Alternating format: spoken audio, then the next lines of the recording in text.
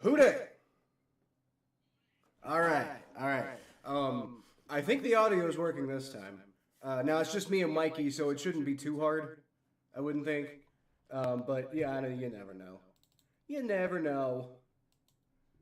It's always a bunch of BS, you know. But I think we got it working this time. I'm hoping we got it working this time. Okay. So I see Jeff and Jim. I see you're already on your. Well, did he delete his comment? Oh, that's unfortunate. Well, Jim, just so you know, I saw you already on your BS earlier with your Bengals ain't making the Super Bowl comment. Um, yeah, yeah. So obviously, we're going to talk about Aaron Rodgers today, and various other things. Jeff, what's going on? If Aaron is anything like the Jets, Aaron, the Steelers will be fun to watch. As a Bengals fan, yes, and that's what I am anticipating. But we will talk about obviously everything. What if he is Jets Aaron in the last few games retirement? So you think he's going to retire in the last few games? Like, oh, did he play well in the last? I didn't even look it up. Like, I'll be honest. I didn't really like watch the Jets at the end of the season last year because like I did. Well, no, actually, that's not true. That's not true. I did watch them in Week 18 because them beating the absolutely god awful Dolphins was necessary for the Bengals to make the playoffs, and they pulled it off. But holy crap, it was such a slog.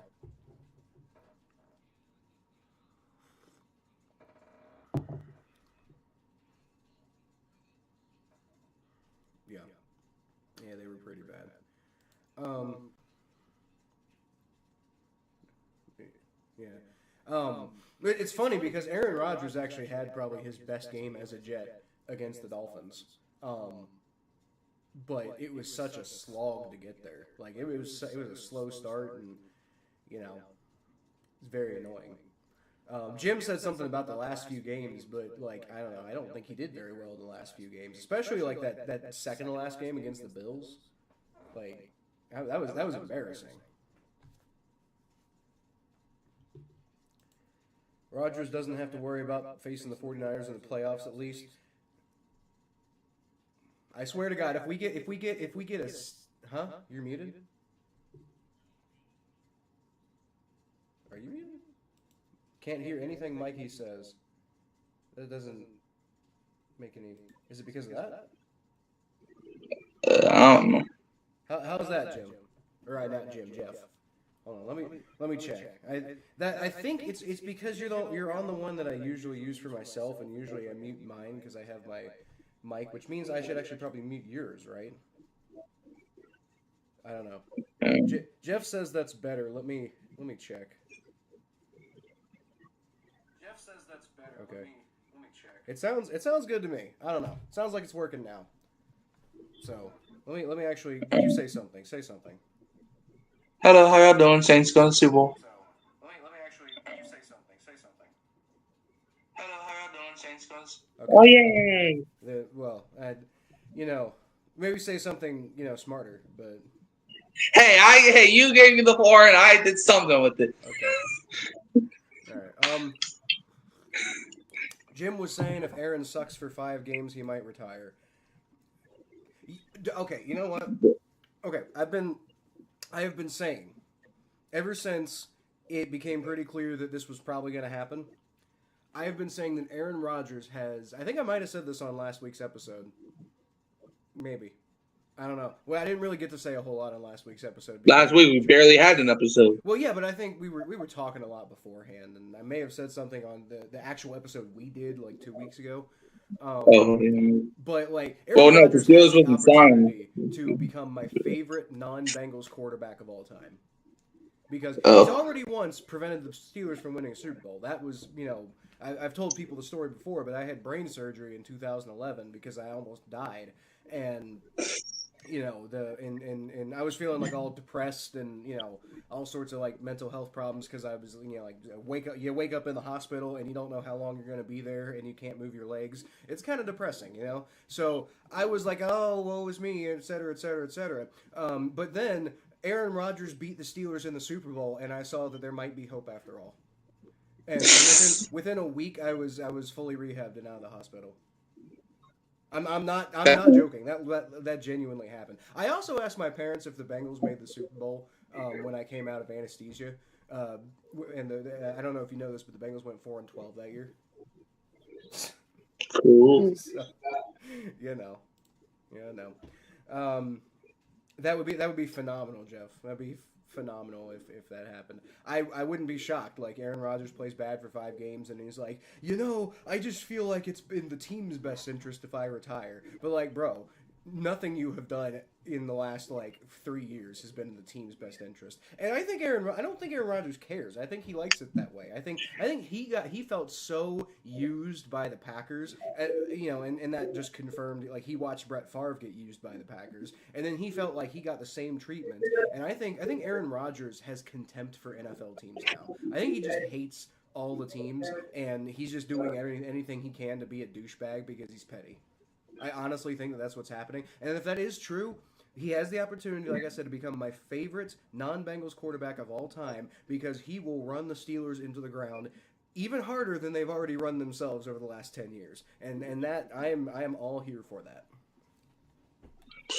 Yeah, well, look, Aaron Rodgers, the thing that I feel like hurts Rodgers the most, is his ego.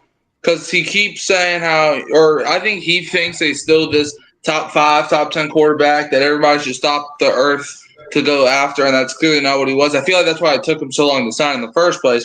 But another thing, it's like the Steelers, they have a solid team. I just don't believe in Rodgers anymore. I think he had a solid end to last season. But look, Derek Carr had a solid end of the season 2 years ago. And you saw that worked out. So I think Aaron Rodgers is literally Derek Carr, kind of, except with he comes to drama. So I don't think Rodgers is going to do much. I think he might have a solid season, maybe a good season. Maybe I see him maybe being a top 20 quarterback, not top 5, top 10. But Steelers fans, look, I'll pray for you. Because Rodgers, he's going to terrorize your city before you even know it. That's why I'm so glad he didn't come here. Oh, boy, if he came here, I would have killed somebody. But, yeah. Jeff mentioned that you should turn Mikey down or yourself up. If it's too much, don't worry. Okay. So, Mikey, I definitely don't want to turn Mikey down. Okay, yeah, I can turn Mikey down. That makes sense. I did see that Mikey was damn near almost peaking, so that makes sense. That is mine, and this is Mikey's. So we're going to turn Mikey down a little bit. Hopefully that helps, Jeff. Sorry. I actually read that wrong. I thought you were saying Mikey wasn't loud enough, so I was trying to make him louder, but I was about to say, I can't do that because he's already peaking. But, yeah, okay. Hopefully that helps. Catch up with these comments a little bit. Aints in rebuilding mode. And shut your mouth. Jeff also mentioned, or Jim also mentioned that he's got us on mute right now. He's literally just here for the chat. So, I don't think he's going to hear any responses that you have to him. Of course he has mute. Yeah, it's kind of cowardly, Jim. But, I mean, if that's what you got to do to be here for the chat, then I guess I appreciate you being here. Man, next Jim being playoff is not until 2027. What for the Bengals? You ain't getting an answer. About that. You don't think we're gonna win a playoff game? Okay. No, okay. He's talking to us probably. Oh, he's talking to you? Well, probably. I might actually kind of agree with that. It might be a minute for the Saints, to be honest with you. And I'm not trying to be Jim's being a dick. I'm not trying to be a dick. I think that's for real. Cam Akers will take us to the promised land. Well, and actually on that note, yeah, we'll talk about Cam Akers here in a second. But on that note, I don't even think they win a playoff game in 2027 necessarily. I just think the Saints, the Saints might be back to if the Saints are basically what I'm saying is they're 2 years away from 6 they basically need 2 more good seasons to put together a team that's going to be competitive. Now the problem is, that would assume that the Saints are actually doing all of the right moves to build that team. So, I mean, is it going to be 2027? I don't know. You see, the thing that I feel hurt the Saints ever since Drew Brees retired. What the Saints should have done was go into rebuilding mode, like Jim said. And the Saints should have went into rebuilding mode right after Derek Carr retired. But Mickey Gumsmacking Loomis, Mickey I know it all Loomis, Mickey Aaron Rodgers of GM's Loomis decided instead of doing that, I'm gonna tank our cap space all the way. Like I'm telling you, I'm going to completely destroy the cap space. Man, I'm gonna be the best cap space destroyer of all time. So that's what he did, just so we can win 9 games, then 7 games, then 9 games, and then for some reason he had this like religious allegiance to Dennis Allen and Derek Carr, which made no damn sense. And yeah, here we are. Well, Literally, like one thing I will say 5 years is later. that strategy the Saints are doing by like basically completely obliterating their cap and then playing hopscotch with the cap for multiple years in a row. Like as much as that is kind of a dumb strategy, it's also, to be fair, the strategy that a lot of NFL fans like to act like is the strategy that they want their team to go for. Like it's basically treating your NFL team like it's a game of Madden, which is dumb, obviously, but it's the same kind of shit that a lot of NFL fans basically try to act like they think their team should do. And I think the Saints are a great example. And this is you probably don't feel good about it. You're probably not happy about this, Mikey. But the Saints are a great example of why that's a stupid fucking idea. Yeah. Well, the thing is, it wouldn't be a stupid idea if it worked. Like, Well, okay, yeah, so lots of things wouldn't be a stupid idea if it worked. Like, it'd be a great idea for me to try to make a pizza in my garbage disposal if it worked. But you know what? It's not gonna work. I did. Funny story. I actually made a steak in my dishwasher one time. Like a good steak, like a well cooked steak. I just put it in my dishwasher and it came out. It was delicious. I did sear it afterwards, but it was delicious.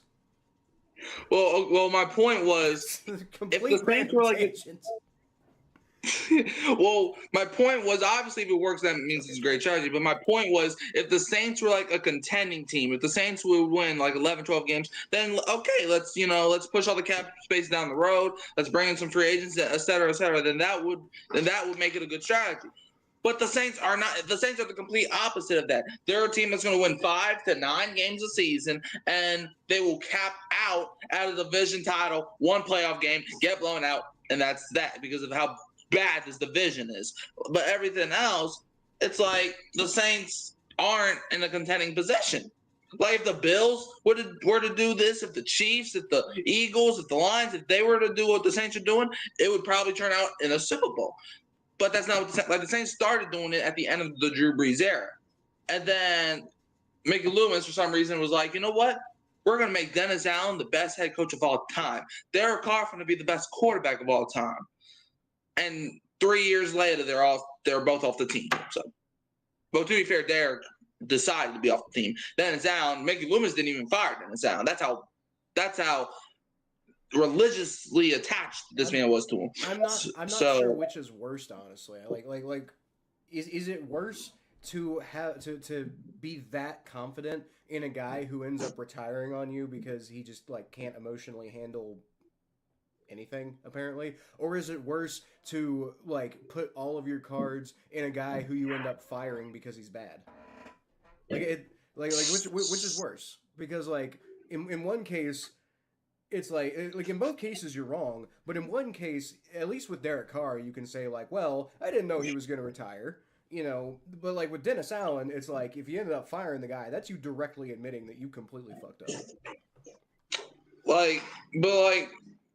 And apparently, if y'all remember, the game he got fired was because we lost to the Panthers, and whenever you lose to the Panthers, you know you did something bad. So Gail Benson, the owner, even said, if the Saints beat the Panthers that day, you're firing Dennis Allen on Monday. Even if we would have beaten the Panthers, that's how bad this man was. Okay, so to bring it to kind of connect it and bring it back to Aaron Rodgers, because that's what this episode is about. Well, first of all, I just want to address something Jim said real quick so I can say it and then we can move Oh my on. god, But this Jim man. says, think Ravens or Bengals can still win the division in 2025. Well, yeah, it's going to be the Ravens or the Bengals, Jim. It's not going to be the fucking Steelers. It's not going to be Aaron Rodgers and his 5-11 ass. Like, you know, he might win a couple more games with the Steelers because Mike Hey, Tomlin's a no, five wizard. and 12. I'm sorry. I'm sorry. I'm sorry. You're right. You're forgiven. Whatever. Okay. Um, and so it's. I mean, like, I don't know.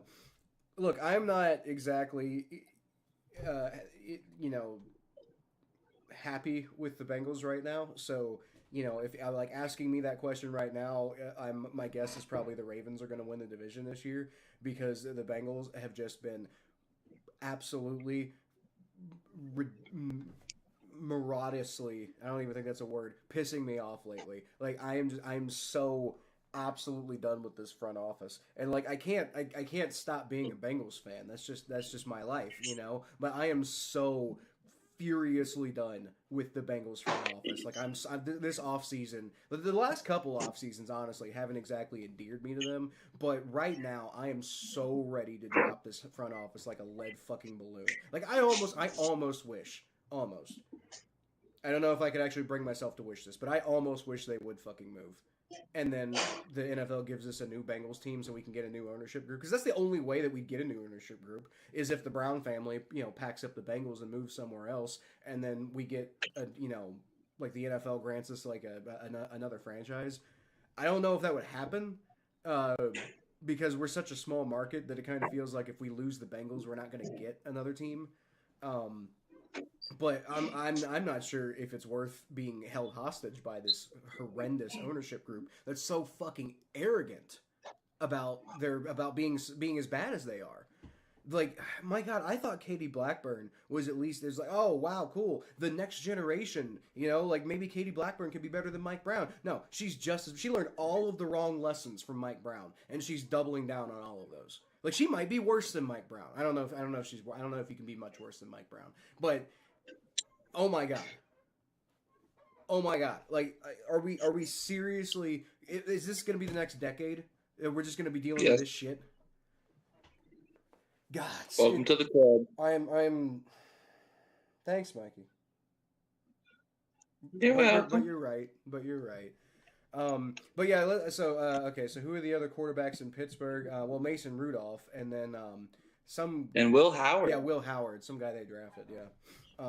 But it's gonna be Aaron Rodgers. Like he's gonna be like Almost you don't definitely. sign Aaron Rodgers to put him on the bench. You don't do that. Like, you know, if you sign Aaron Rodgers to put him on the bench, what would happen is Aaron Rodgers would act like a complete fucking diva asshole about it and completely ruin your locker room chemistry and just like tank everything. Like you'd be like you don't sign Aaron Rodgers and well like they've signed Aaron Rodgers. Now they have to deal with the mess they've made. They signed the guy who basically just takes teams hostage. That's what he does at this point because I think he's embittered by the way that the Packers treated him.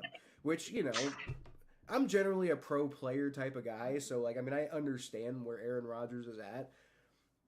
I will say at the same time, like I think at this point it's just Aaron Rodgers is just bitter and he's like I think if the Packers had let him naturally retire instead of like replacing him when he didn't ask for it, I think he would have retired by now, honestly. But I think he's pissed off now, and he's just staying in the NFL and he's collecting paychecks because teams keep giving him paychecks. But I don't think he's gonna be any good. Like, I don't think he cares if he's any good or not. I think he figures he already won a Super Bowl. He's going to the Hall of Fame. What's there left for him to do? He's just trying to make a point, I think. And if teams are going to give him money so he can make his point, then all the better. Yep. I mean, that Depressing is that like, the right? Bengals didn't upset in the AFC Championship game. Yeah, that was depressing. The Chiefs would be in the last 6 Super Bowls. Well, I think they're done though, Jim. I think you know I don't think it's going to be the Chiefs every year anymore. But I've already explained that. Will they sign their number 1 pick? We're going to talk about that too, Jeff. Okay. I saw Jim's Drew Brees comment, and now that made me not even want to think about Jim. Well, I was actually about to get back to that Drew Brees comment, so because I wanted to Because that is the dumbest comment I've seen from Jim, and Jim says a lot of dumb things. I think I've seen a lot, you know. I think I've seen a lot of things that Jim has said that have made less sense than that. Like, we'll talk. We'll talk. Let me get to this last one here. Didn't watch the Super Bowl, 34-0 in the third quarter. Didn't miss much. Saw the highlights. I don't know. I enjoyed watching the Chiefs get their shit rocked. That was fun. I had a lot of fun with that. Okay, That was so fun. let's get back to this comment. Breeze, great quarterback, but like Rodgers, he's a choke artist. So, don't kill me. I swear to God. Don't God. kill me. I kind of agree a little bit. No. Okay. A little bit. A little bit. Not a lot. A little bit. I think, you know. Okay, so let me the way I would put it is that Breeze and Rodgers are kind of choke artists. Not I wouldn't say that that's the main way I would describe them, but I would say that, like, you know, in some cases I feel like Drew Brees and Aaron Rodgers kind of, you know, they're great quarterbacks, and so they get excuses for for losing certain games. But I think there are definitely games where I'm like, you know, that was on Rodgers and Breeze.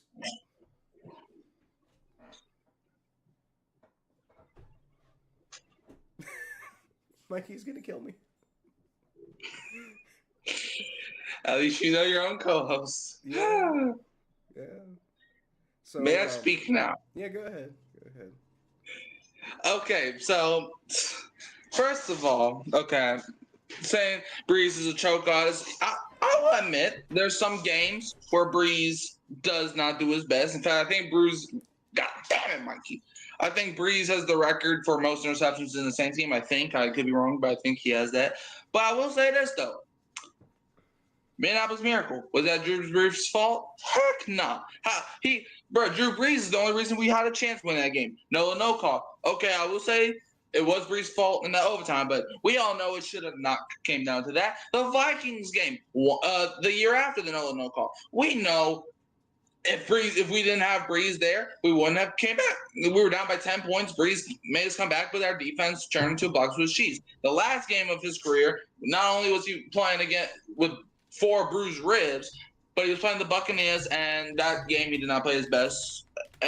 But my thing is, I'm not trying to say that Drew Brees is the best quarterback of all time. I'm not trying to say that Drew Brees does not choke. But what I'm trying to say is that labeling him as a choke artist, like, bruh, Drew, what you gotta realize, and look, I'm not trying to make excuses for him, but like the Saints never built a defense with like around Drew Brees until like 2017. Like in 2009, we had a bunch of games where like the Saints they won a lot of games and their defense would play up to par, but we didn't even have a great defense that year.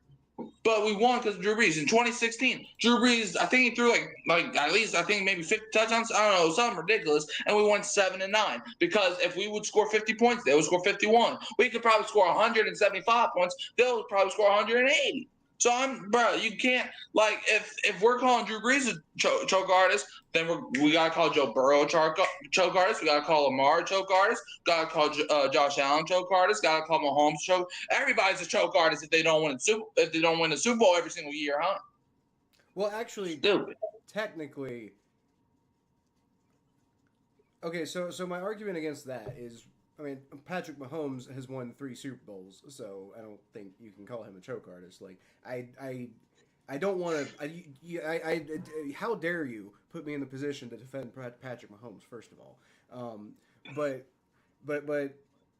he's not a choke artist because he like the most recent Super Bowl they lost, and maybe if they lose like 4 Super Bowls in a row, maybe you could like say he became a choke artist, but you can't say that over his whole career because he won 3 Super Bowls. Like that he will always have that. That will never go away. He could lose every single game the rest of his career, and he'll still have won 3 Super Bowls.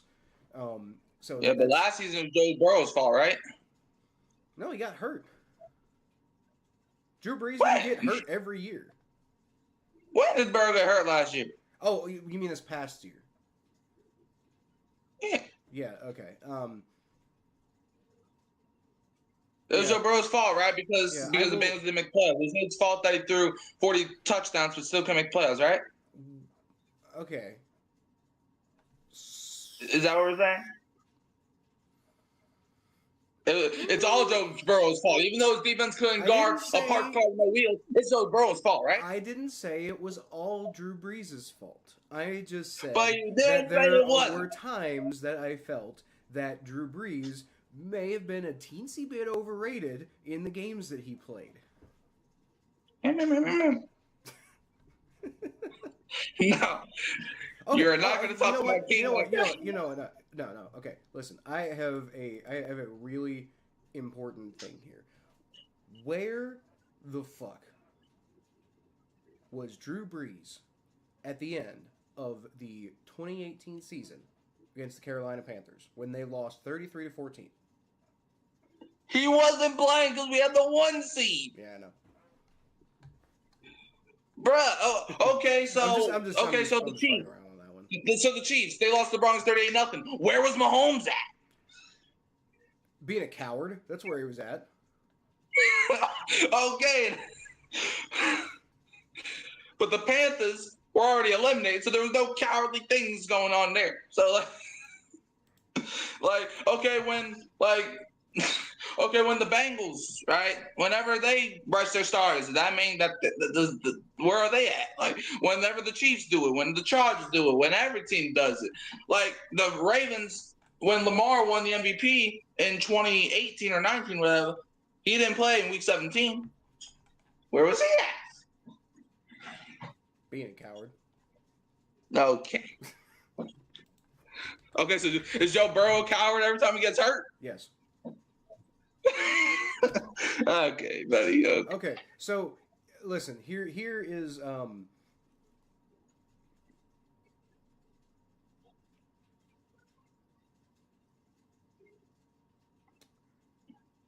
I know I have a point, Jeff, okay. and thank you. Okay, Someone come sense today. I feel like it's possible that you might bite my head off on this one. I think I will too. If Drew Brees hadn't thrown an interception I hate my life. against the Rams, Oh, okay. they may have won. Hold on. Time out. If wasn't maybe the Drew defense's Brees didn't fault. get hit when he threw the damn ball, then maybe he went after the damn interception. Because if you don't remember, Drew Brees, that arm went like these. Well, don't do that. Oh my god. Bruh, okay, so whenever Joe Burrow gets hurt, is it his fault too because he has a trash offensive line? No, it's because he has a trash body. Okay, bud. Okay. But go look, and you can go look at the replay, man. Like, first of all, if the refs called the damn flag, like that, and also if Drew Brees' offensive line gave a damn, then we would have been in the Super Bowl that year. But no one wants to listen to that. They only want to point out Drew Brees' failures, but they don't want to point out how Drew Brees was the only reason. Like, they don't want to point out Drew Brees' long bomb to Ted Ginn that put us in the field goal range. But nah, they're going to laugh at the interception. Okay, go ahead. Key. So funny. Funniest thing in the world, actually. I can't name a funnier thing in the world than Drew Brees getting hit as he throws the ball. There's another one. Where was Drew Brees in Super Bowl 53? Huh? What?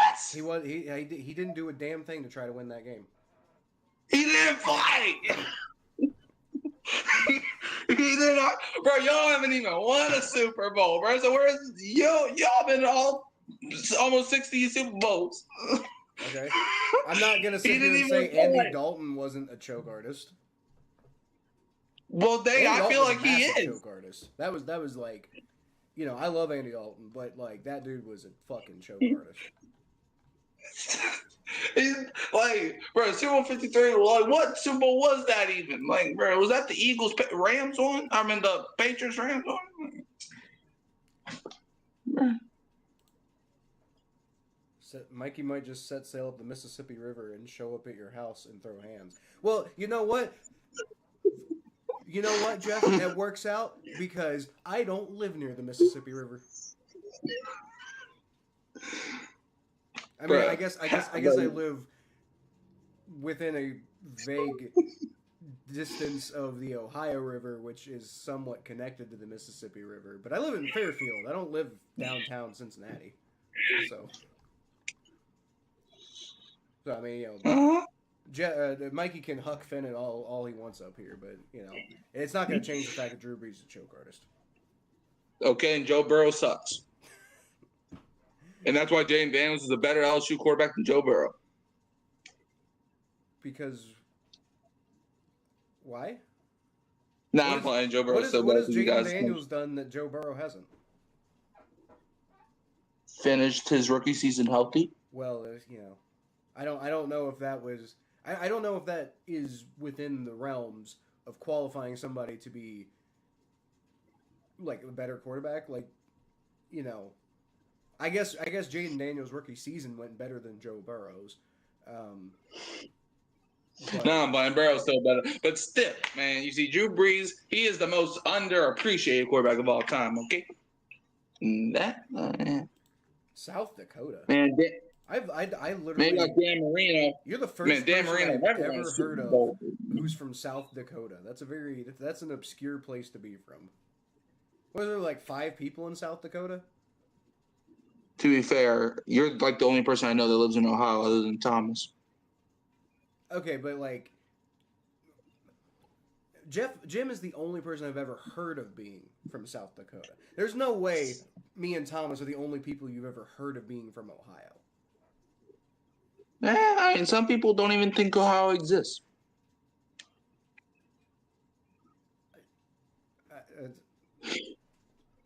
I can attest that it does. I can. I'm actually looking at it right now. Yeah. Well, go tell my stepmom that. It's right there. I see it. Yeah. Well, go tell my stepmom that. Okay. We're in the car, and she's like, and I say, "Hey, do you know anyone in Ohio?" She's like, "Does Ohio even exist?" In her old 36-year-old voice. Is she not? Is she the same person who threw water on you, or is that a different person? Nope, different person. Okay. Stepmom didn't even live with us at the time. Well, do you tell your stepmom that I can see, I physically can see Ohio from I have a window right there, and I can see it. It's like, I could literally walk up and take about 20 steps out the door and touch it. Okay. I don't feel I need to prove that Ohio exists, but I guess that's what we're doing right now. Minnesota Timberwolves would lose with Oklahoma's record, so not surprised there. Okay, so this is not an NBA show, but I'm just gonna real quick, I got to get this out there. What did we do to deserve an Oklahoma City and Indiana Pacers NBA Finals? I hate everything. Let's go Pacers. Ew. Yeah. Gross. The Thunder can go suck it. I agree. I hate both of them. It's like back in 2012, I think, when the Ravens and the 49ers both made the Super Bowl. I think I might be. No, I feel about the same about this because I think I probably feel. I think I hate the Thunder more than I hate the Ravens. Because I have an actual reason to hate the Thunder, whereas the Ravens, it's just a division rivalry thing. And the Pacers, I don't think I hate as much as I hate the 49ers, because the 49ers hurt me because they're mean people. The Pacers are literally just a basketball team in Indiana, so I'm being petty. So I think it averages out to being about, I feel about the same as I felt in the 2012 Super Bowl. Except the difference is I like football a lot better, so that was definitely more unpleasant. Well, I have good news for you. What? The Pacers are winning. I don't care. I hope I'm rooting for the Meteor. I don't know. I think if you put a gun to my head and made me pick who I would root for, probably the Pacers. If there's a gun to my head and it's like a life or death thing, I guess I hope the Pacers over the Thunder, because the Thunder deserve nothing but suffering, and the Pacers aren't technically the same thing as the Hoosiers, so whatever. But Well, I've Oh, also another piece of good news. what? We all die one day, so one day you won't gotta be watching it. Oh, thank God. Okay. All right. Well, that means one day I'll be free from being a Bengals fan. That too. Okay. Okay. So now that we got the nihilism out of the way, South Dakota, more in South Dakota than North Dakota. Yeah. Why are we looking at the top of your unwashed hair? Because Mikey likes to lean forward and not actually put his frame in the camera. Yeah, I have a habit. I don't know why I keep Yeah. doing that.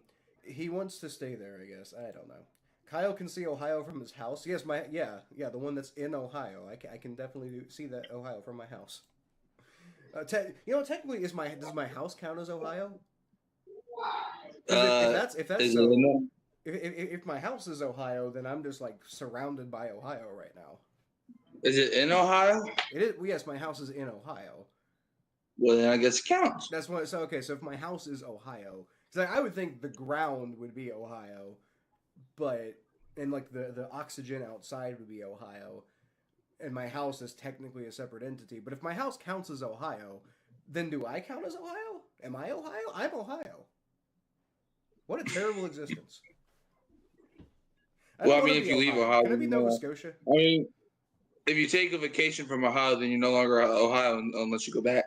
Yeah, Jim, you said we're muted. So what do you mean you're looking at? Of course, you're looking at the comments more than everything. Kyle, how are the cicadas? Well, funnily enough, we actually didn't really get them here in Fairfield. We took my son to his grandparents the other day out in Milford. Yay! And Yay those, for grandparents! yeah, and the cicadas were really loud over there. But we haven't gotten them in Fairfield. Not really. I think I might have seen like one or two. But we skipped them, which is nice. We have a scoreboard. Wow. So the Pacers are ahead 3-1. I just want a meteor. Kings Island got them so bad that would make sense because I think because like I'm originally from Coleraine, and Coleraine I think is about like the dividing line of where the cicadas showed up because like I don't think my parents had them, but I think right down the street, like not right down the street, but like a couple like neighborhoods down, the cicadas were out. So Mikey looks 22 or even younger. Oh, isn't that nice? Mikey, you look like you're only 22 years old. I'm 16. You are 6 years. Let's see, what year we're in? 28, 26, 27, 20. In 2031, I'll be 22. So technically he's right, though, because you are 22 or younger. That's it. Yeah. See, in the year 2031, I'm gonna be graduating again, and I'll be 22. Okay, but let's get back to this comment. Which one? The one that I just put up on the screen. Oh, Kings Island. Oh no. Wait, which one? Hold on. Because you gotta remember, I don't see the stuff that you've been seeing. Oh, here. Oh, you motherfucker. But partly because I want to transition to Aaron Rodgers because we're supposed to be talking about Aaron Rodgers, not whether Ohio exists. Yeah, because Rodgers, biggest choke artist of all time, not Breeze. Well, I don't know if Rodgers is the biggest choke artist of all time. Like, I definitely wouldn't call Breeze the biggest choke artist of all time either.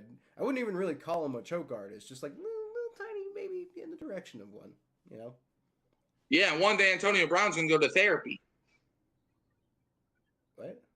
I bet you anything Antonio Brown's already been to therapy. Then why is he on the run again? Because it didn't work. Man, this man attempted to murder somebody. Oh no. Yeah, I guess. I don't know. I bet you anything. He was made like I mean, how many times has he been in trouble with the law? I bet you anything at one point one of his sentencing was part of his sentencing was you have to go to therapy or something. And he probably didn't continue going, but he probably went at least once. Yeah, we'll see. Anyways, what do you want to say about Aaron Charge? Well, the topic of this episode is and I mean what we're like we're almost 40 minutes into the episode, so good thing we're just now getting to the topic. But does Aaron Rodgers make the Steelers better? Like that is the crux of the issue. Like, are the Steelers potential contenders now? The answer is no. And so that was just clickbait. Yeah. I'm sorry, but No, the answer does Aaron Rodgers make them better? That's a genuine question that you can maybe ask. And no. honestly, well, I don't know. Like I hate the Steelers. I think Aaron Rodgers might make the Steelers better. Now, does he make them substantially better? No. No, I don't think he makes them substantially better. I don't think he moves the needle much. But I do think he's better than Mason Rudolph. Do you think it might make the Steelers go 11-6 instead of 10-7? No. Okay. No. I actually genuinely, and I don't know, maybe you should take my opinion on this with a grain of salt at this point, but I genuinely think that this is going to result in the Steelers having their first losing season under Mike Tomlin, because I mean Jeff brought up a good point earlier. Like I think it's possible. You know, I wouldn't bet my money on it, but I think it's possible that Aaron Rodgers just retires in the middle of the season just because somebody like looks at him the wrong way. You know. Yeah. Like, can you imagine how much Steelers a glass? whole lot worse. Can you imagine how much glass that every single player in that locker room feels like they have to walk on a daily basis just to try to not piss Aaron Rodgers or say the wrong thing to Aaron Rodgers? Like I don't know what the Steelers were thinking by bringing him in. He's toxic. Like he's not if the results with the Jets were anything to show you, he's not the type of guy. He does like I think part of the reason why his last year in Green Bay was so good was because he was just he was already in the system and everything, and he working with Matt LaFleur, but like trying to make a change to doing a completely new thing in a completely new setting in a completely new city at his age and his stage of mental health and also his level of give a fuck. I don't see why anybody thinks that this is going to turn out well. Like, is Aaron Rodgers still talented? Of course he's still talented. Like, he's an NFL quarterback, first of all. Second of all, he's a Hall of Famer who, et cetera, et cetera. He's got talent. And he's probably got skill. I just don't know if he's got the give a fuck.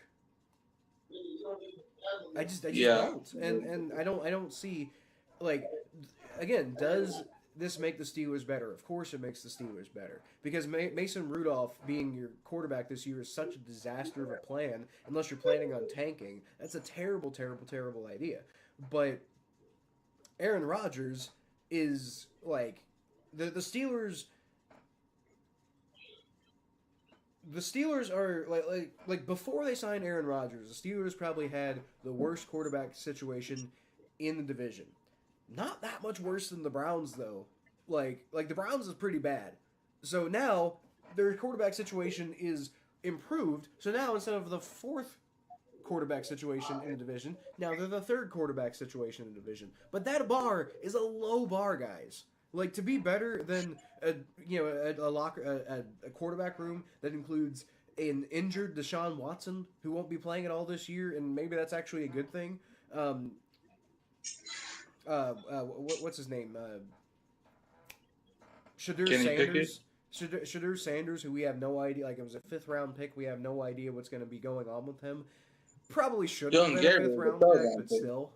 Huh? Dylan Gabriel was a 3rd round pick. That's how bad the Browns are. Exactly. Dylan Gabriel is probably like the best quarterback on their roster right now. And like I know Kenny Pickett's there, but like I thought Kenny Pickett was a huge reach when the Steelers took him in the 1st round a few years ago. I still kind of think Kenny Pickett has some good potential. I just don't think he's that good right now. I don't think he's gonna turn into anything. Like he maybe one day he might see like a Blaine Gabbert like revival with like his 7th team or something like that. But I don't think he's gonna do anything for the Browns. Hey, he's a Super Bowl champion. Put some respect on that man's name. Okay. So is Drew Bledsoe, but we're not sitting here saying he's a better quarterback than Tom Brady. Who said he is better than Brady? No, that's my point. That's my point. Like, just because he has a Super Bowl ring doesn't mean that he's like that matters. Like he didn't earn that Super Bowl ring. Oh yeah. I mean, but hey, there's a difference. Oh yeah, Joe Flacco. That's the other thing. Joe, like both both Dylan Gabriel and Joe Flacco are better quarterbacks than Kenny Pickett. And so there's like 5 quarterbacks in that locker room. 4 if you don't count Deshaun Watson because he's not obviously going to be playing this year. But of the 4 people, Kenny Pickett is maybe the 3rd best quarterback on that roster, and that's only like that's only giving that he might be better than Shadur Sanders, who's kind of had like a rough way to go for the last like month or so. Well, I people don't think he's better projecting than and Shadur saying that. Sanders. So Kenny Pickett's probably the 4th best quarterback on that roster, and teams sometimes don't even keep 3 quarterbacks on their roster these days. Well, Kenny Pickett's currently the projected Week 1 starter in some people's eyes. That doesn't make any sense. Like, why would he be the projected Week 1? Like, I mean, unless you're getting rid of Joe Flacco, because you're not getting rid of Dylan Gabriel, who you drafted in the 3rd round. I'd be shocked if they got rid of Shadur Sanders.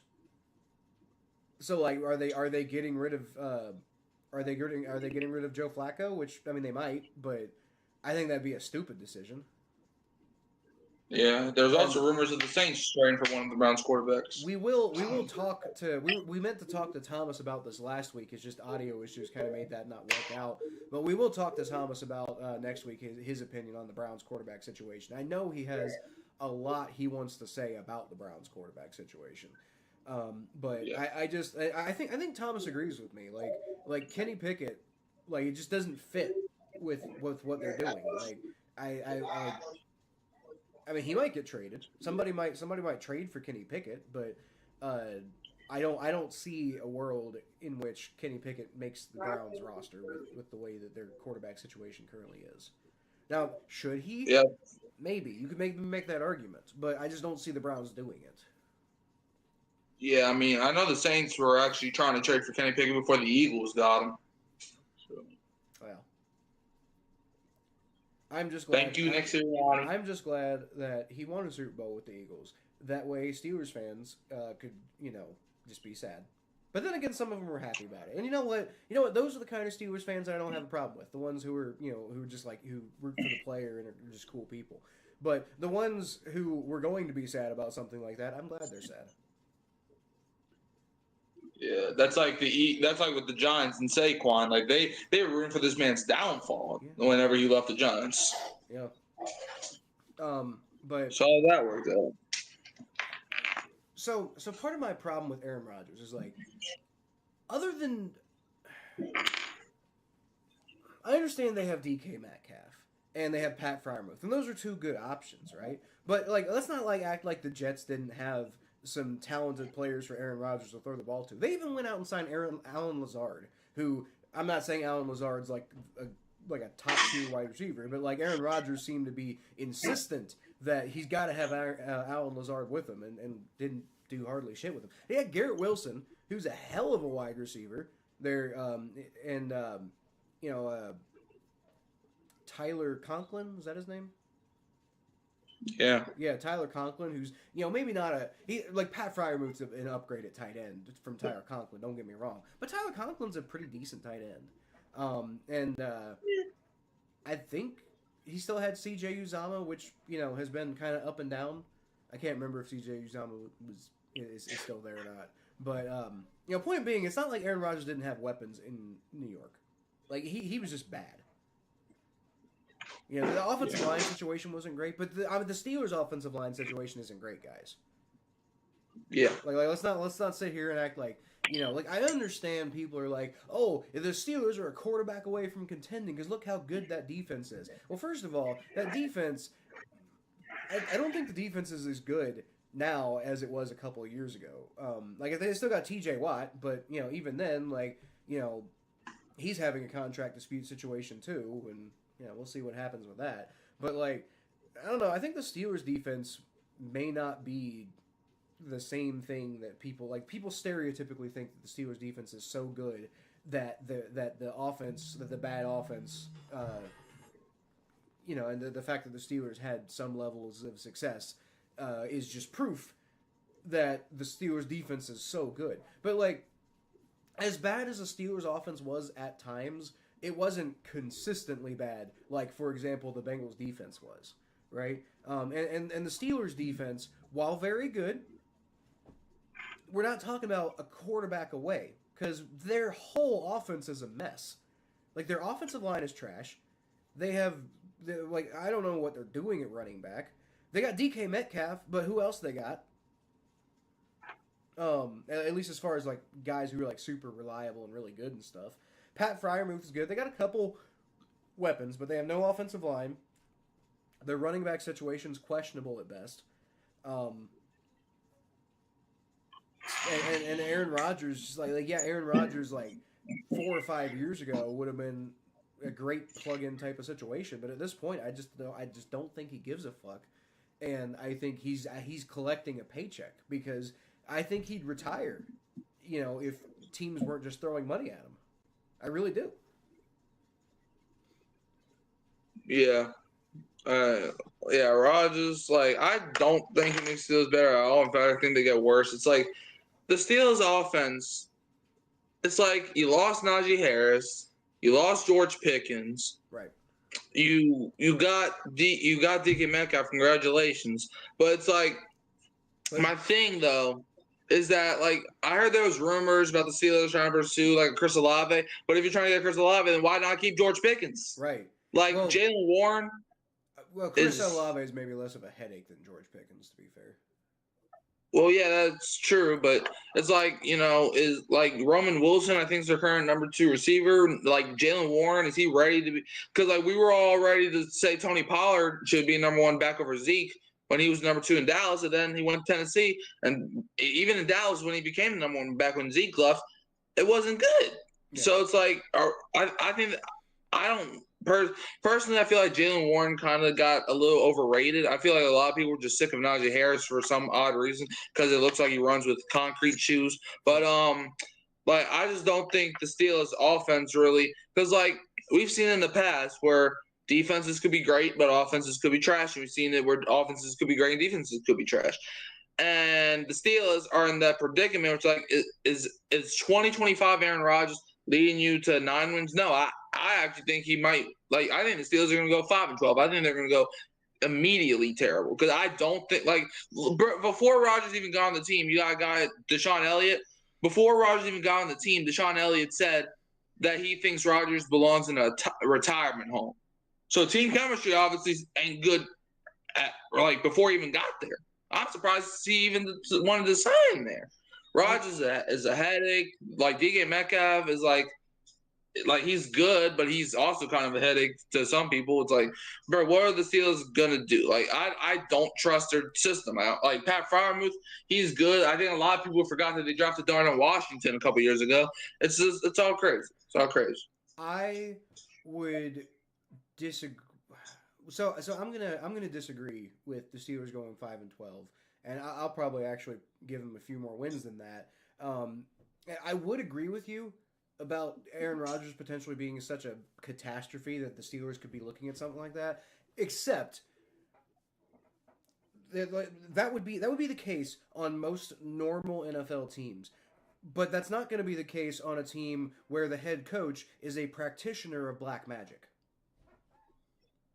The man sacrifices human souls, and crazy things happen, and the Steelers win games that everybody on the planet agrees they should not have won, including Steelers fans, including the most famous Steelers fan out there, Urinating Tree, who like when the Steelers win, like I mean, like he's a meme at this point because he's just like the Steelers gone to Super Bowl like thing, and the bullshit is real. It's because he I mean he's an honest Steelers fan. He's I don't like Steelers fans in general, but that doesn't mean that some of them can't do it in a way that is agreeable. And I appreciate Urinating Tree being realistic enough to be able to look at that and not try to sell you a crock of shit. And tell you it's like the Taj Mahal or something like that. He looks at it and he's like, "We should not have won that game. That doesn't make any sense. That was like taunting. Are you kidding me? Like over and over and over and over. The Steelers over the years, and this is what pisses me off so much about them. They just win these stupid games that they have no business winning, and you never ever ever ever maybe like once." but other than that one time that fairly recently, but I can't really, you know, place it either. But like I can think of like maybe one time that the Steelers got screwed over and lost a game. But it's over and over and over and over. They win games that they have no business winning because of a phantom call or because of like, you know, some stupid like, you know, taunting rule that like, you know, nobody, you know, really wants to be a thing except for the Giants owner because he's a crusty old man who doesn't know how to have fun. Wait, what did John Mara say? He was the main one who was kind of like the push behind making the taunting rules what they are. Oh. It just I hate the taunting rules. People who watch this channel know that about me. But yeah, I mean, like, you know, like I'm going on a rant here, and it was all about a joke I was making about Mike Tomlin. But like in seriousness, I really don't see the Steelers going 5-12. I would love for them to go 5-12. That'd be hilarious. I don't see it happening though because you know, until the bullshit just stops being real, the Steelers are gonna get close to, you know, like I mean, it's gonna be like, you know, I'm guessing this. We're probably looking like an 8-9 season from the Steelers, to be honest with you. Because I do think Aaron Rodgers is an upgrade from Mason Rudolph. I don't think, though, that he's an upgrade from Russell Wilson. For what that's worth. And definitely not an upgrade from that thing, that weird thing that they were doing, but was kind of working, where they were like, you know, going back and forth between Russell Wilson and Justin Fields. You know, that was weird, but it did kind of work a little bit, and I do think Aaron Rodgers is a downgrade from that.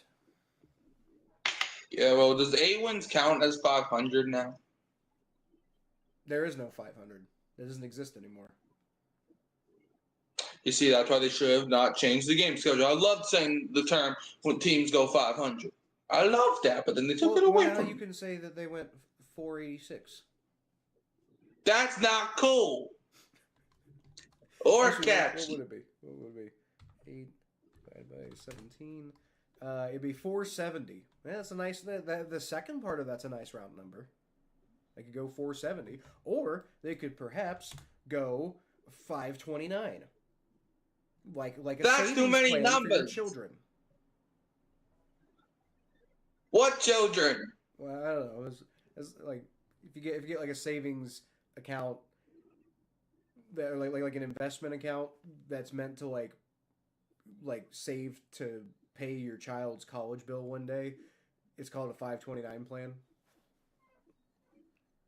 Bro, I gotta deal with a 9-year-old at home every single day. I ain't got time to deal with children.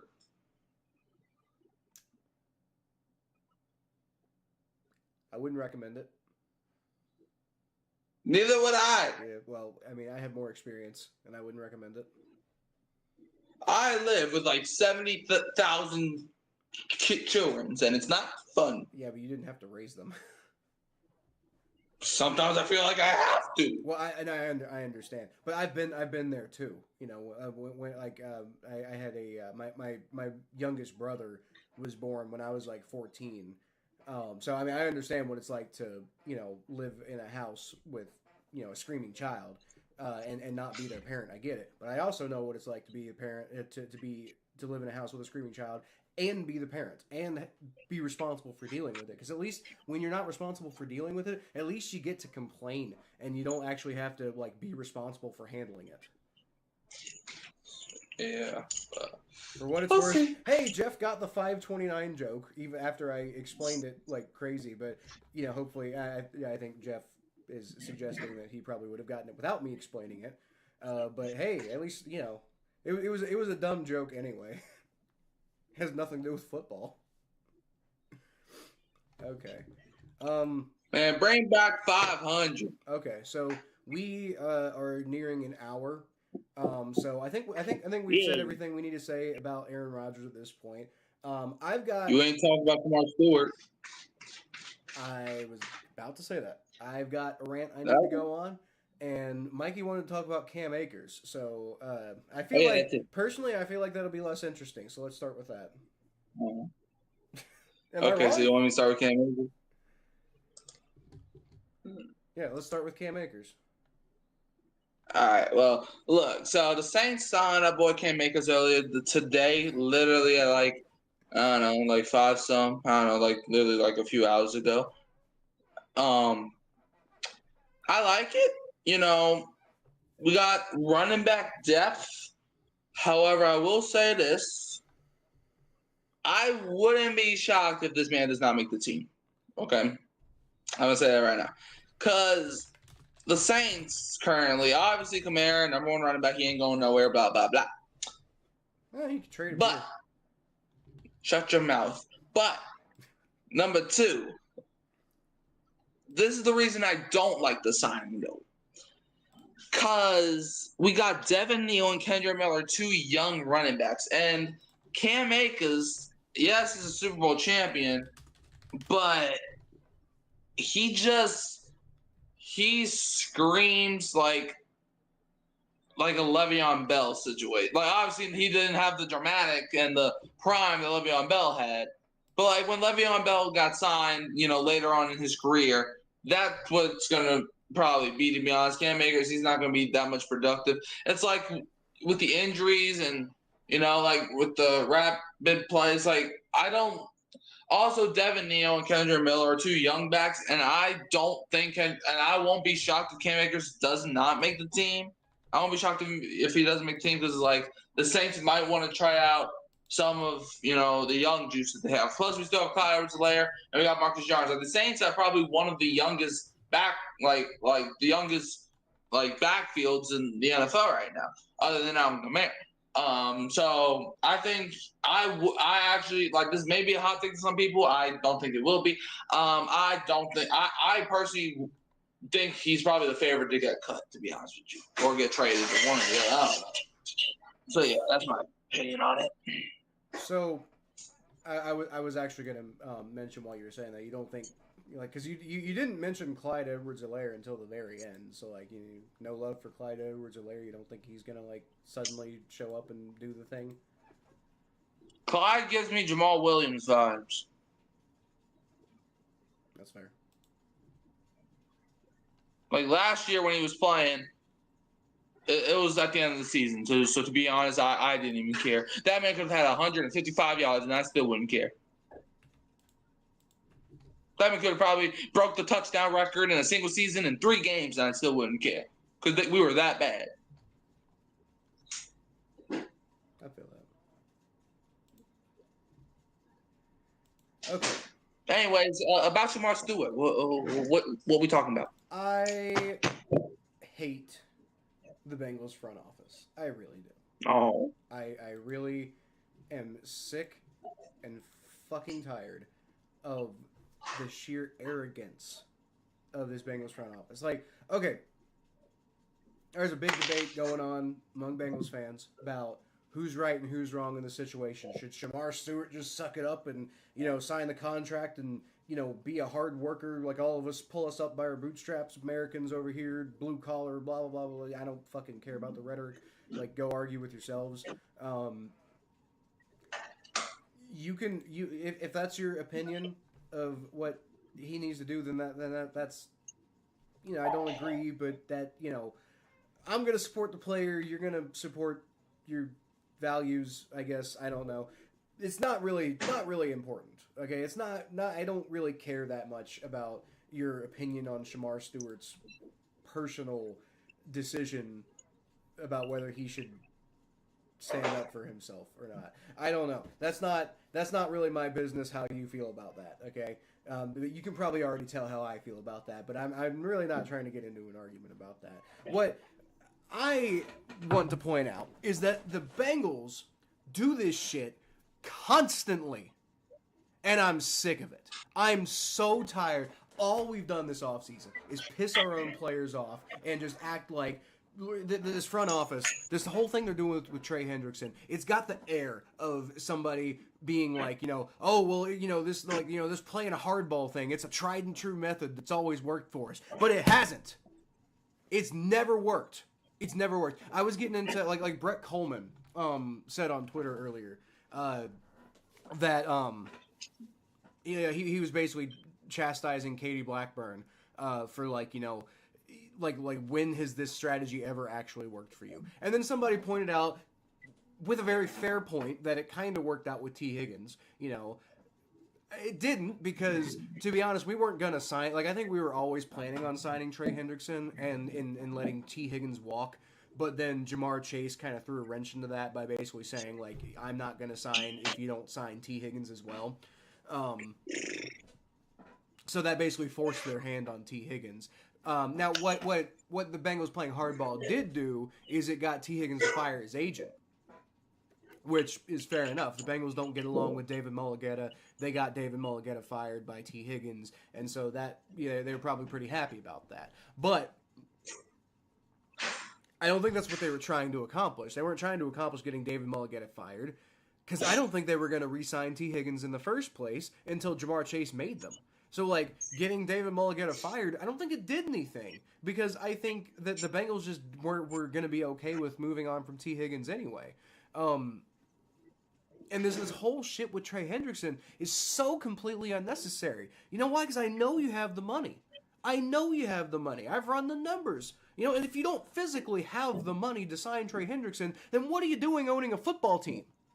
Honestly. Okay? If you don't physically have the money, then you're in the wrong business. I'm sorry. But you do have the cap space. I know you have the cap space because I've crunched the numbers myself. And I'm not that stupid.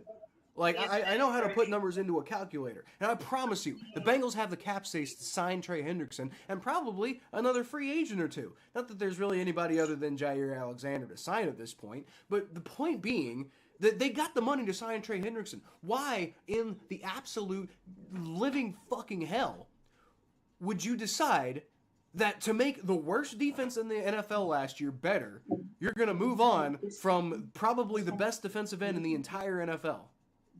How did Myles Garrett probably is the best defensive end in the entire NFL, but Trey Hendrickson has an argument for it at least. How does moving on from Trey Hendrickson make any sense? It would be one thing if like 3 or 4 years ago was really his peak, and just lately it hasn't been as good. But that's not true. The last 2 years have been Trey Hendrickson's best years of his entire career. He's shown no signs of slowing down. He got kind of hurt, I guess, kind of banged up. But like Trey Hendrickson, at the very least, probably has like 3-4 more years of being an elite defensive player. Like defensive ends, people talk about dudes getting old, but defensive ends have a tendency to play a while. Like, these aren't running backs. I don't know how they do it. They're obviously getting punished out there. But defensive ends tend to play longer than running backs. So, like, the fact that Trey Hendrickson's 30, it's fine. He's probably got, like, another, 4 or 5 years of pretty, solid performance. And he's almost certainly got at least another 1 or 2 years of, high-end elite performance. So, what on earth are you doing? The other thing is, they released Jermaine Pratt, which there's reasons for that. That one, dumb reasons. Well, yeah, but he basically was like, they got rid of Lou Anarumo, and Jermaine Pratt wasn't okay with that, so he was just like, well, if Lou goes, then I go, and so it's like we didn't really have a choice. Nobody, I guess nobody came calling for a trade, so we just released him. So the Jermaine Pratt situation's a little different.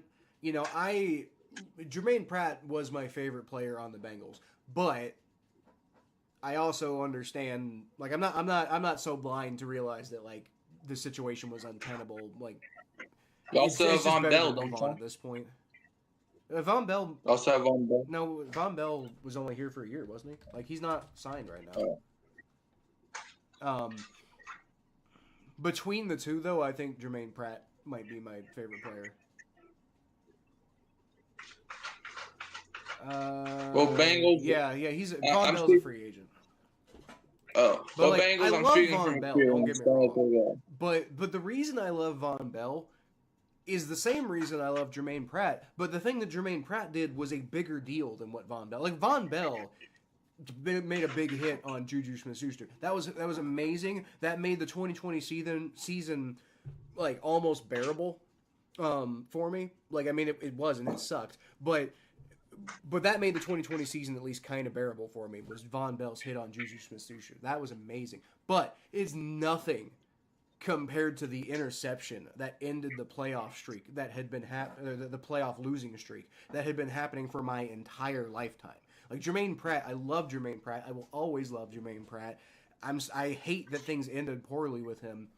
I also understand that Jermaine Pratt wasn't like, like his play had been declining quite a bit. So like, from a realistic standpoint, I'm not gonna like harp too much on this one. Although I will say he was the team's leader in tackles last year. So what you've done at this point is you've pissed off your like your like elite defensive end, who was the only reason that your defense even had a chance last year. And you've like released the top tackler on your team from last year, and then replaced them with nobody. Oh, okay. They got T.J. Slayton, who was a really good pickup. I loved the T.J. Slayton pickup. I was a big fan of that. But if T.J. Slayton's the only thing you're doing on you've already got the worst. And they're also not re-signing Mike Hilton, who is like one of the better defensive players last year. I mean, like he also had some bad plays. He's still out there. So. I know he's still out there, but if he was coming back, he'd be back by now.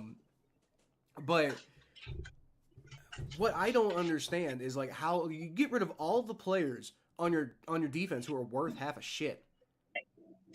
How is it going to get better?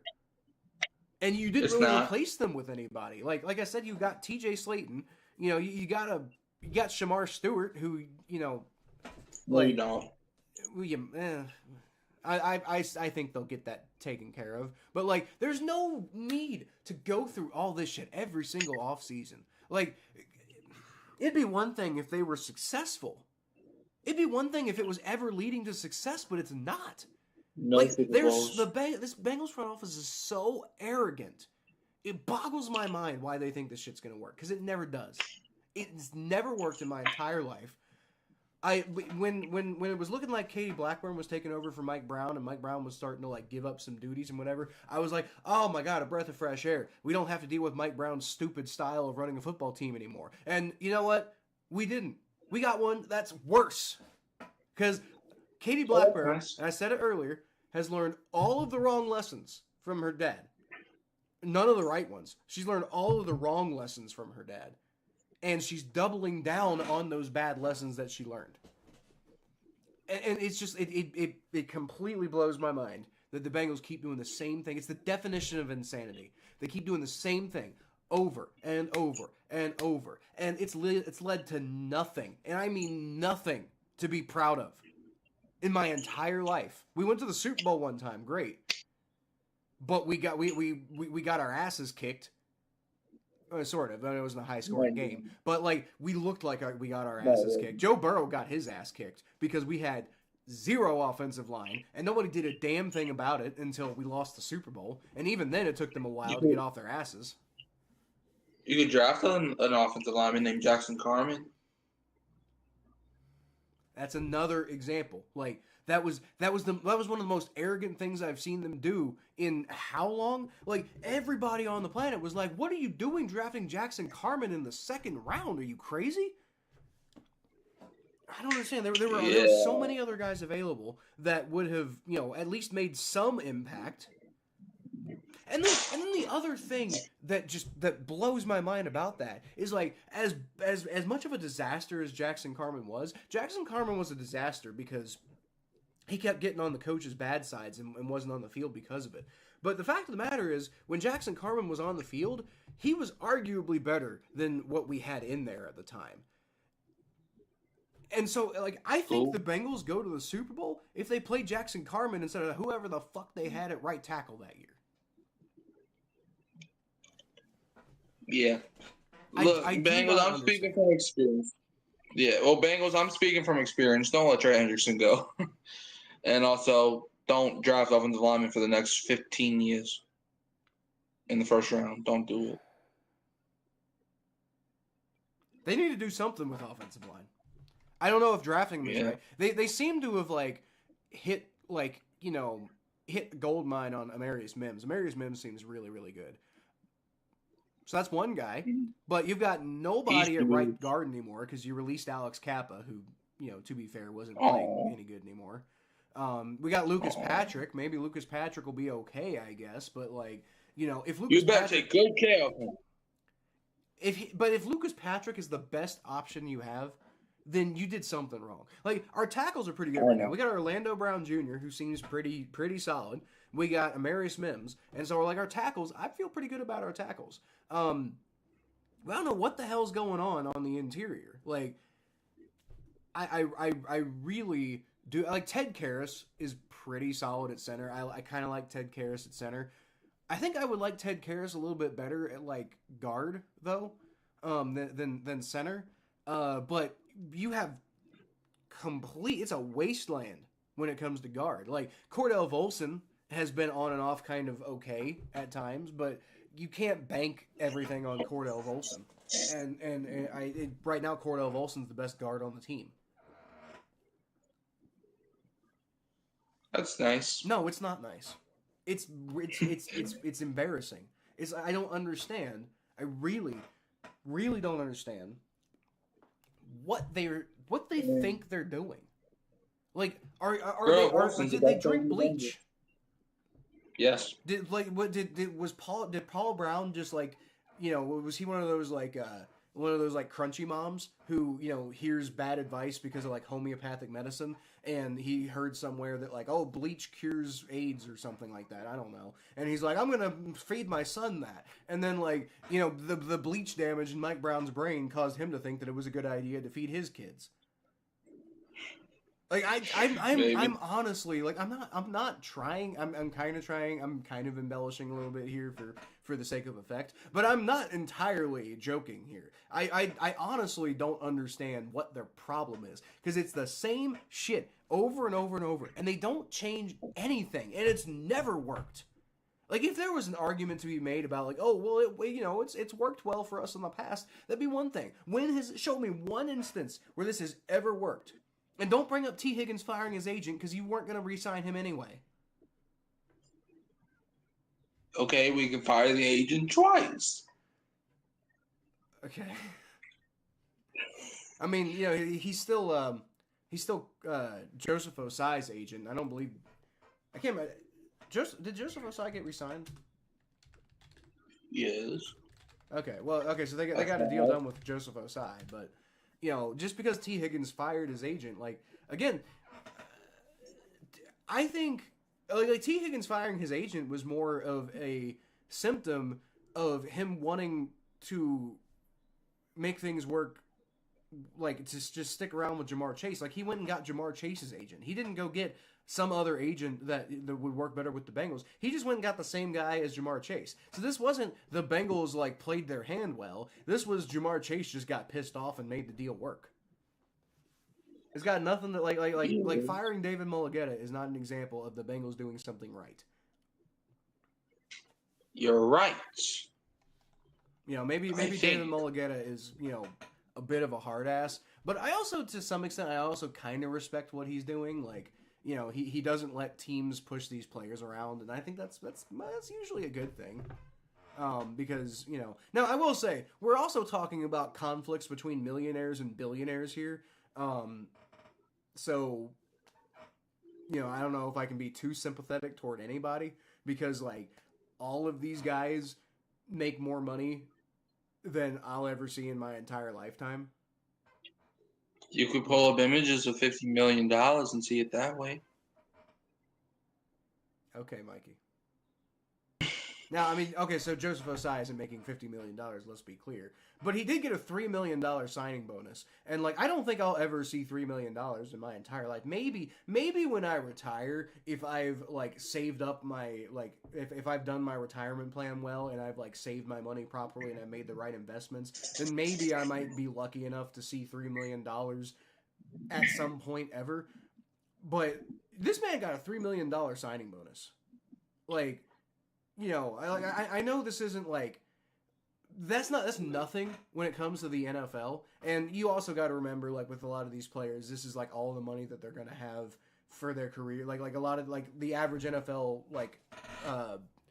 the average NFL career lasts like 3 years, and because of all the injuries that pile up and everything, a lot of these guys basically have to make all of the money for their entire careers during this short period of time.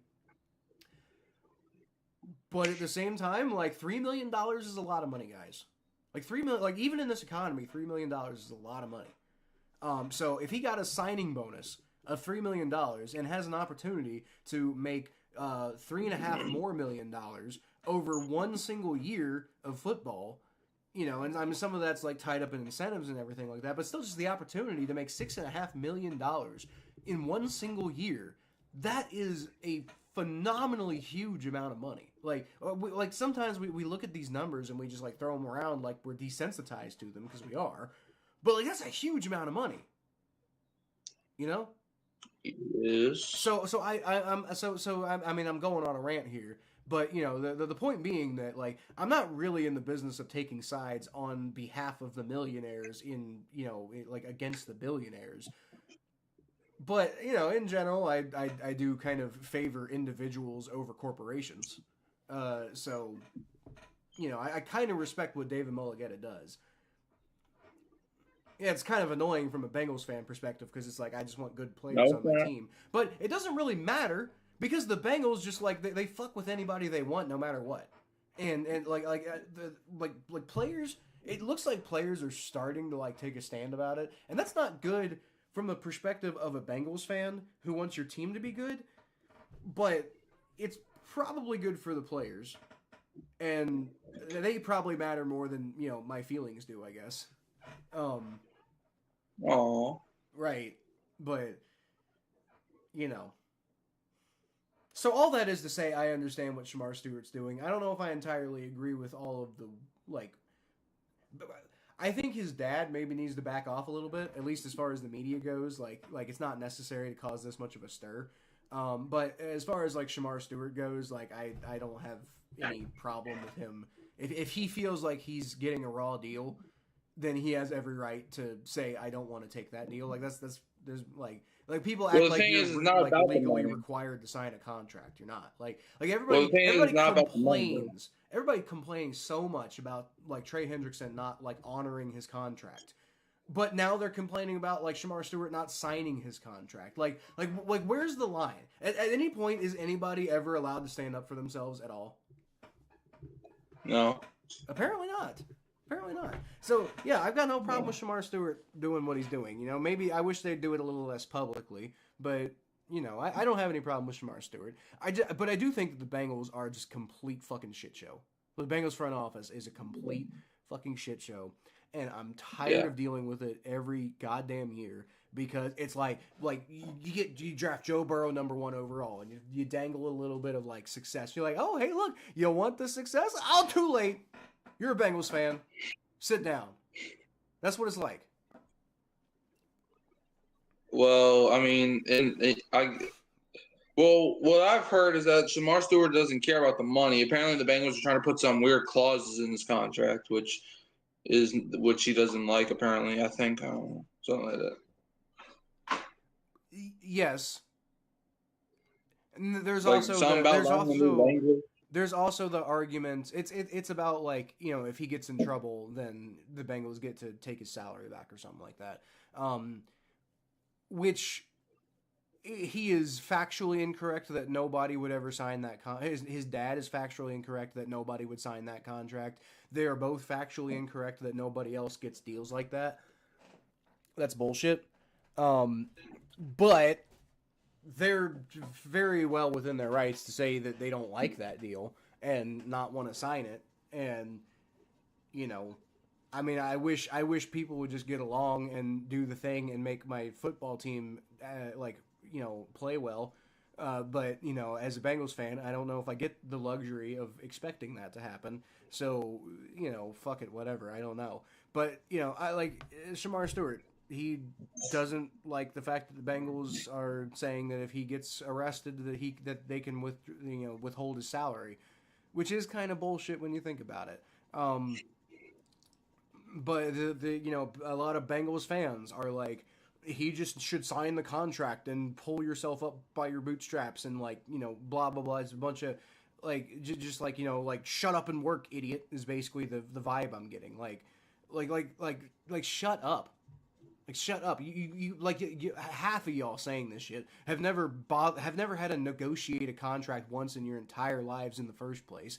you got to stand up for yourself in these negotiations. I do wish they do it a little bit less publicly, because this is just stressful for us for no reason. And it wasn't always like this. Like, dudes would hold out and stuff, but you wouldn't have just this constant media circus around it. So I don't know. I wish people would shut up. Shamar Stewart most likely is going to play for the Bengals this year. He's most likely not going to declare like sit and go to the draft next year. Because I guarantee you, if he did, I promise you, what would happen is the NFL teams would conspire against him the same way that they did against Shamar Stewart. That's the same guy we're talking about. Shedeur Sanders. It's fucking alliteration, dude.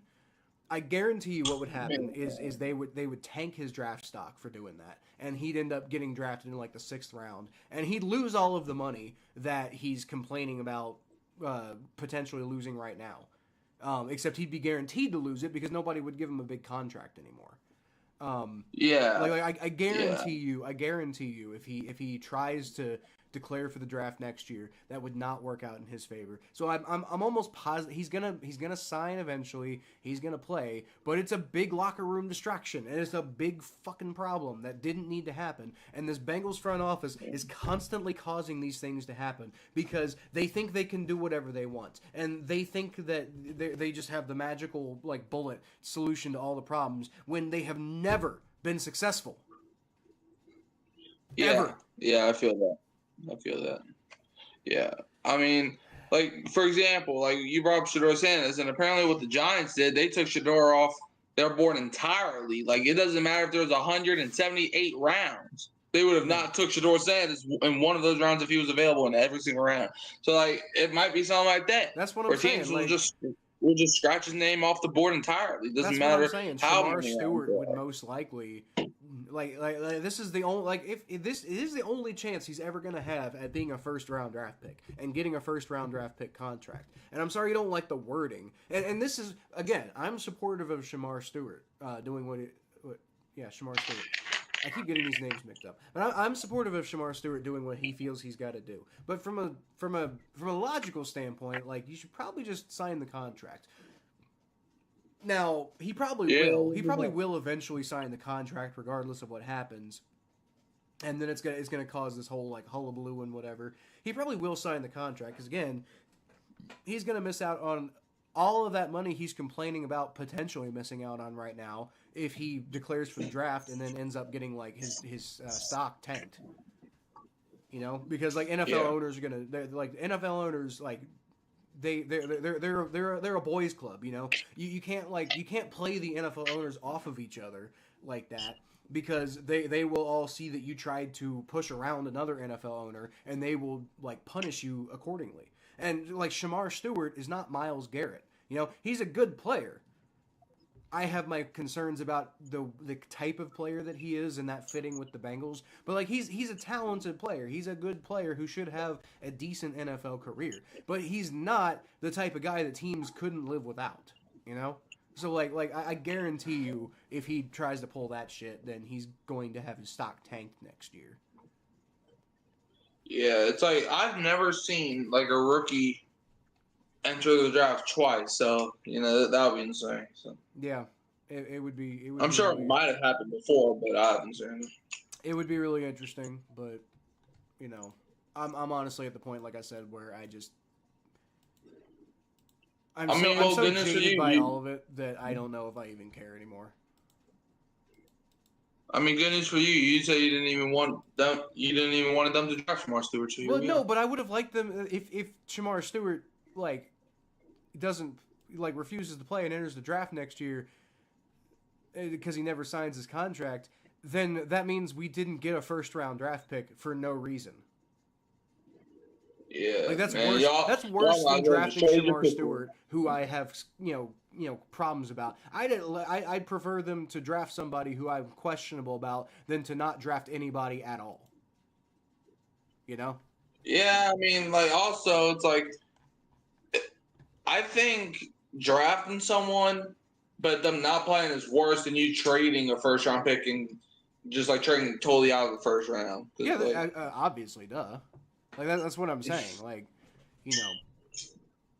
What they could do, in theory, now again, this would require another NFL team capitulating to it. But what the Bengals could do is they could trade Shamar Stewart, and they wouldn't get anywhere close to the value of the draft pick that they spent on him out of it. But they could potentially trade him for like a third round pick or something, and at least not completely get screwed over. I'm sorry, but who will give up a third round pick for someone that hasn't even played a snap yet? He was a first round pick. I mean, like it'd be like the same thing. Okay.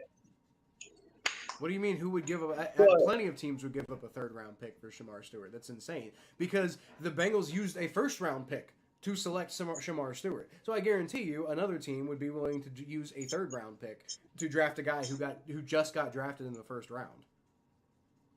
Okay. I guarantee you, probably every NFL team would be jumping at that opportunity. Unless, again, they're conspiring to make a point. But even then, I don't think they'd be conspiring necessarily to punish the Bengals. They'd be, but then again, maybe they're like, I just don't want that headache on my team. Then, then that's potentially an obstacle that you have to come up with, or that you have to overcome. But, I've been ranting about this for like almost half an hour at this point. So I think we can probably go ahead and move on. Next week, the plan was kind of this week to do it, but I had a situation come up. But next week, I think the plan is to have Thomas on again. I don't think Thomas's friend is going to be coming to the episode, but I think the plan is next week for me, Thomas, and Mikey to do an episode. We'll talk about like the Browns quarterback situation, and perhaps we'll talk about other quarterback situations. We don't need to talk that much about the Steelers because we talked about it plenty today. But yeah, that's the plan for next week. And hopefully it works out. But yeah. Sorry about last week. That was just that sucked. Today's my dad's birthday. Well, happy birthday to your dad. Yeah. Yeah, you got anything else you want to say? Today's also Friday the 13th. Oh, boy, it is. Wow. That's ominous. Although it's only Friday the 13th for another 58 minutes, so... Over here, you got another hour and 58 minutes, right? Well, right now it's only 10:02, so yeah. Yeah, so you got an hour and 58 minutes, yeah. All right, well, that's pretty much it for us. So, I guess I'll leave y'all, as always, with right now a very defeated Houday.